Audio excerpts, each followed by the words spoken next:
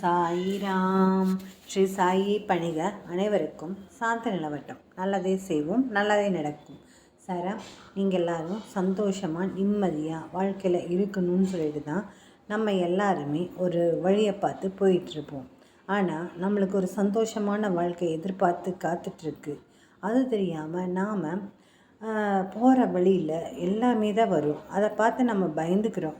இவ்வளோ ஹைட்டில் போகணுமா அப்படின்னா, அந்த ஹைட்டு மேலே ஏறி கீழே இறங்கிட்டோம்னா சூப்பரான ஒரு வாழ்க்கை, அதாவது நந்தவனம் நம்மளுக்காக காத்துட்ருக்குது. கரடு முரடான பாதையை கடந்தால் தான் அழகான நந்தவனத்தை போய் அடையலாம் அப்படின்ற மாதிரியானது நம்மளுடைய வாழ்க்கை.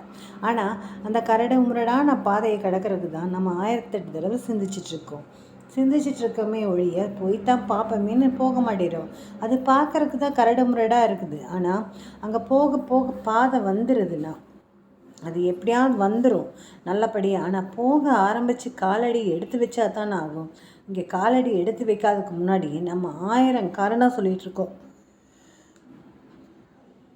அது அப்படி ஆயிரும், இது இப்படி ஆயிரும், இதாயிரும், அதாயிரும், என்னால் போக முடியுமா, கால் வலிக்கும், கை வலிக்கும், இப்படி 1000 காரணம் சொல்லிட்டு இருக்கனால அந்த பாதை நம்ம கண்ணுக்கு தெரியாமே போயிடுது. அதனால் என்னாகும், நம்மளோட தேவைகள் பூர்த்தியாகிற அளவு குறைஞ்சி போயிடும். அதனால் குறைஞ்சும் போகலாம், நடக்காமலும் போகலாம். நம்ம ஒரு முயற்சி எடுக்கிறது தானே, எடுத்துகிட்டு தான் இருக்கணும். சரி, இப்போ பார்த்திங்கன்னா நம்ம நல்லபடியாக இருக்கணும்னா முதல்ல ஆன்மாவை சந்தோஷப்படுத்தணும். ஆன்மானா என்ன? கார்த்திக் இருக்காங்க, ஜெயந்தி இருக்காங்க, மல்லிகா இருக்காங்க,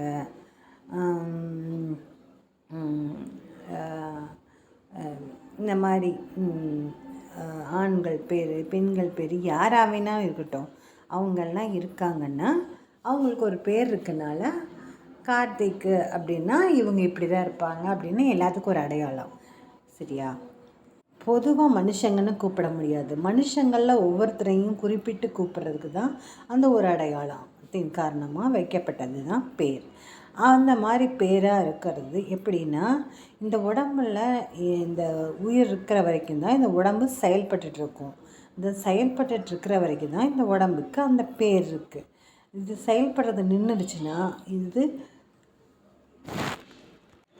பிணம் அப்படின்ற பிணம்ன்ற ஒரு பேர் மட்டும்தான் இருக்கும். அதுக்குள்ளே கார்த்திக்கு, செந்தில் எல்லாரும் எங்கே போனாங்க தெரியாது. அவங்க தான் ஆன்மா. அந்த உயிர் எப்படி இருந்தாலும் இறைவனடி தான் செய்கிற போகும். நம்ம சொல்லிக்கிறோம், நம்ம பெருமாளை கும்பிட்டா அவர் பாதத்தில் சரணடைஞ்சிட்டாங்க, சாயப்பா கும்பிட்டா அவர் பாதத்தில் சரணடைஞ்சிட்டாங்க இப்படின்னு சொல்கிறோம். உண்மை என்னவோ அது எல்லாரும் இறந்ததுக்கப்புறமா கடவுள்கிட்ட போகிறது தான். இப்போ பார்த்திங்கன்னா அங்கே போய் என்ன நடக்குதுன்னு யாருக்கு தெரியும்? போனவங்களுக்கு தான் தெரியும். போகாததுக்கு முன்னாடியே போய் பார்த்த மாதிரி ஆளாளுக்கு ஒவ்வொரு கதை சொல்லுவாங்க. ஆனால் அங்கே எதுன்னு இல்லைன்னு எங்கள் மாமா சொல்லுவார். அங்கெல்லாம் ஒன்றுமே இல்லை, நாமளாக இது யூகிச்சுக்கிறது அப்படின்னு. நான் சின்ன வயசில் கற்பனையெல்லாம் பார்த்துருப்பேன். வைகுண்டம் இப்படி தான் இருக்கும், சிவலோகம் இப்படி தான் இருக்கும் அப்படின்னு. அப்புறம் நம்ம செஞ்ச பாவத்துக்கெல்லாம் பரிகாரம் பலவிதமான தண்டனை கொடுப்பாங்கன்னு. அதில் ஒரு தண்டனை எனக்கு சிரிப்பாக வருது நினச்சாலும். இந்த கோயிலில் சுவர் எழுப்பும்போது ஒரு சின்ன திட்டாட்டிருக்கும் பாருங்க. நிறைய வீட்டில் கூட அந்த மாதிரிலாம் வச்சுருப்பாங்க. குட்டியோண்டு ஒரு 4 இன்ச்சு இருக்கும்னு நினைக்கிறேன். 4 இன்ச்சு, 5 இன்ச்சு, 6 இன்ச்சு தான் இருக்கும்னு நினைக்கிறேன். அந்த அகலத்துக்கு வீட்டை சுற்றியும் ஒரு திட்டாட்டிருக்கும். அப்படி வச்சுருப்பாங்களா. அந்த இதில் பிடிச்சிக்கிட்டு கோயிலை சுற்றி வரணுமாமா. எப்படி அது மேலே அந்த திட்டு மேலே செவுத்தை ஒட்டி கட்டியிருக்க செவுத்து மேலே எப்படி நடந்து வர முடியும் சொல்லுங்கள்? இந்த மாதிரியெல்லாம் நரகத்தில் பனிஷ்மெண்ட் பண்ணுவாங்க. அதனால் இப்போவே ட்ரெயின் பண்ணி பழகிக்கணும் அப்படின்னு சொல்லிக்கிட்டு சின்ன வயசில் ஏறுவோம். இப்படி கையை விரித்து வச்சு அது மேலே ஏறினா எங்கே பிடிக்கும், எங்கே பிடிக்கிறதுனே தெரியாது, பிடிமானமே இருக்காது. அப்போ அது செய்ய முடியல அப்படின்ற மாதிரி எண்ணம் தான் அப்போ அந்த வயசில் வந்தது. ஆனால் இப்போ செய்யலாம், நல்லபடியாக செய்யலாம், சூப்பராக செய்யலாம். என்ன செய்யலாம் அப்படின்னா, அந்த நரகத்துக்கு போகாமல் சொர்க்கத்துக்கு போகிறதுக்கு உண்டான வழி என்னென்னா, நம்ம ஆன்மாவை சந்தோஷப்படுத்தணும். நம்ம ஆன்மாவையும் சந்தோஷமாக வச்சுக்கணும், மற்றவங்களுடைய ஆன்மாவையும் சந்தோஷமாக வச்சுக்கணும். ஆன்மாவை சந்தோஷப்படுத்தணும். ஆன்மாவை சந்தோஷப்படுத்தினோம்னாவே போதும். நம்ம உடலை விட்டு உயிர் பிரிஞ்சால் நம்ம போனோன்ற ஆயிடும்.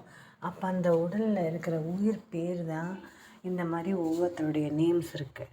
அப்போது அவங்களையெல்லாம் சந்தோஷப்படுத்தணும்னா பொதுவாக ஆன்மா, அந்த ஆன்மா என்ன சந்தோஷப்படுதோ அதை செய்யுங்க, என்ன விருப்பப்படுதோ அதை செய்யுங்க. அந்த ஆன்மா உலகத்தில் இருக்கிற வரைக்கும் எல்லா வித சந்தோஷங்களையும் அனுபவிக்கட்டும், எல்லா வகையான சந்தோஷங்களையும் அனுபவிக்கட்டும். உங்கள் அம்மா அப்பா நம்மன்றதை விட சிறு வயசில் இருக்கவங்கெல்லாம் கொஞ்ச நாள் இருப்பாங்க. அதை விட கொஞ்சம் நார்மலாக சொல்கிறேன் நான், யாருக்குமே இறப்புன்றது எப்போ வேணாலும் வரும். ஆனால் கொஞ்ச நாள் அவங்களாம் இருப்பாங்க. கொஞ்சம் வயசானவங்க பக்கத்தில் நெருங்கிடுச்சுன்னு அர்த்தம்.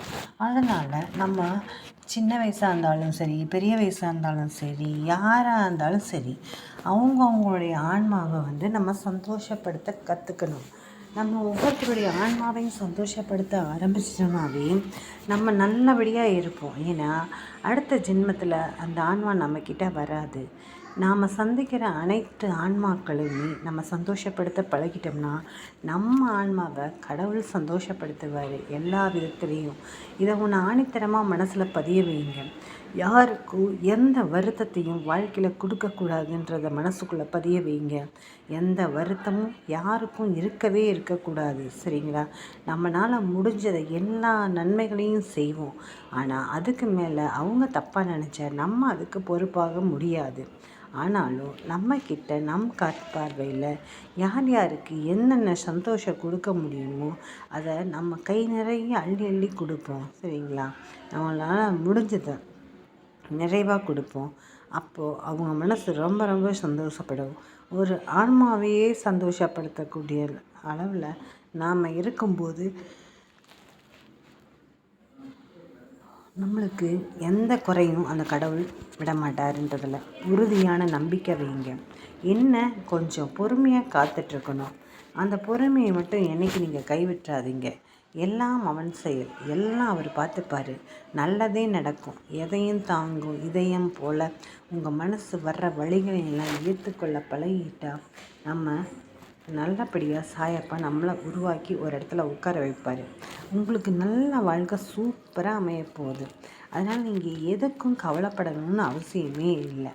ஆமாம், அவர் அப்பேற்பட்ட சூப்பரான மனுஷன். அவர் நம்மக்கிட்ட வந்திருக்கிறதே நாம் செஞ்ச பெரும் பாக்கியம். அதனால் நம்ம யார் என்ன சொன்னாலும் நம்ம பாட்டுக்கு நம்ம வேலையை தான் பார்க்கணும். சொல்கிறவங்க பேச்சை என்றைக்கும் கேட்கவே கூடாது, சரிங்களா? அதனால் நீங்கள் என்ன பண்ணுறீங்கன்னா, எல்லாமே நீங்களாக சொந்தமாக சுயமாக முடிவெடுத்து பழகணும். அதுதான் நல்லது, சரிங்களா? சரி, சாயப்பா என்ன விஷ் பண்ணுறாங்க இன்றைக்கி அப்படின்னு பார்க்கலாம். உனக்கான வாழ்வில் நடக்கும் விஷயங்கள் எல்லாம் ஏற்கனவே தீர்மானிக்கப்பட்டது. எல்லோருக்கும் இன்பமாகவும் துன்பமாகவும் அமைவது இல்லை. சமமான அளவிலே உன் வாழ்வில் இடம்பெறச் செய்கிறது. இன்பம் சிரிப்பையும் துன்பம் வழி என்ற சிரிப்பையும் உடையது. அதுதான் உன்னை வேறுபடவும் உணரவும் வைக்கிறது. கடினமான பாதை என்று நினைத்தால் அது கடினம்தான். இன்பம் துன்பம் என்ற மாயை உன்னை முன்னேற விடாமல் தடுக்கிறது. அந்த போலியான சாயலுக்கும் நீ ஏன் முக்கியத்துவம் கொடுக்கிறாய்? போலியான விஷயத்தில் நிஜத்தை தொலைத்து கொள்ளாதே. அதனால் உன் மனதால் என்னை அந்த சூழலுக்கு பொறுப்பாளியாய் நினைத்துக்கொள். நிச்சயம் நீ ஏமாற மாட்டாய். உனக்கானது நிச்சயம் உன்னை தேடி வரும். பயப்படாதே. என்னை நீ மறக்கவில்லை. என்னை உன்னால் மறக்க இயலாது. என் பிள்ளை நீ, என் உயிர். நாம் என்றால் நானும் என் பிள்ளை என்று கூறக்கூட நாம் இருவரும் தனித்திருப்பதில்லை. பிறகு ஏன் இந்த வீண் கவலை? மனதை அமைதியாக கொண்டு அடுத்த வேலையை தொடர்ந்து உழைத்து செயல்பட்டு அதற்கான வெகுமதியை பற்றி நீ சிந்திக்காதே. அது என் பொறுப்பு. ஒன்று நினைக்காமல் கொள்ளும் நீ வேலையை உனக்கு தருபவர்தான். அதனால் நீ நிச்சயம் வெற்றி சூடிக்கொள்வாய். புதிய வாழ்க்கைக்கு என் அன்பளிப்பும் என் பாசமும் என் அருளும் எனது அன்பும் என் பிள்ளையான உனக்கே தருகிறேன். என் முழு மனதில் இடம் பிடித்து என் அருளும் ஆசையும் உனக்கு. அதனால்தான் நீ எதற்கும் பயங்காதே. உன்னை நிச்சயம் வெற்றி என்ற தீபத்தை நான் ஏற்றுவேன். நீ இல்லை அது